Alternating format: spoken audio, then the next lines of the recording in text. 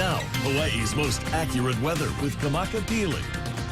If you missed our Aloha Authentic segment this week, it was on the Ilima flower, and you can make sure you check out KHON2.com for more on that segment. Now, for our threats tomorrow, all green with the exception of our ocean conditions, and there's a couple things going on in our oceans. We have a small craft advisory for the east portion of the state, at least until tomorrow evening at 6, due to the increasing strengthening of our trade winds, and we have a high surf advisory for north and west facing shores from Ni'ihau all the way down through the island of Maui. That's at least until Wednesday morning at 6 o'clock, and that's because we have a northwest swell building in now, peaking on Monday, and then we'll be diminishing after that. But by the time we get to Monday, we're looking at even possible warning level wave heights. Now, in terms of our rains, we've been seeing drier conditions from Ni'ihau all the way through Maui, but for Hawaii Island, they've been seeing the most shower activity today, and that's because of moisture coming in with the trade winds, but we also have an upper level disturbance that's moving towards the southeast over the island, and between the two, really kind of just creating some extra shower activity over there.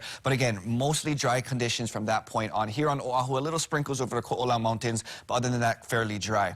Now, looking at our satellite, we have still that cold front, which is situated north of the islands. That's what was pulling away the trade winds earlier this week. We also have an extension from that high pressure system that's starting to lift. That's another contributing factor to the strengthening of our winds. Now, from this point, as we move into the week, let me show you what's going to be happening. We're going to have that cold front be pushed closer down as we start the new week, but once we get into the middle of the week, Tuesday, Wednesday, a low pressure system will develop, and that's going to keep this cold front here over the islands. So the northern islands may be seeing some extra shower activity from Tuesday into Wednesday, while at the same time another disturbance will be moving up from the southwest over the eastern portion of the state from Tuesday into Wednesday. So we're going to be seeing some shower activity from Wednesday, particularly moving into Thursday. Hopefully we can see things dry up by the time trick-or-treat comes around. But again, at that time, we're seeing Hawaii Island see the most shower activity, while hopefully the rest of the state are seeing some dry conditions.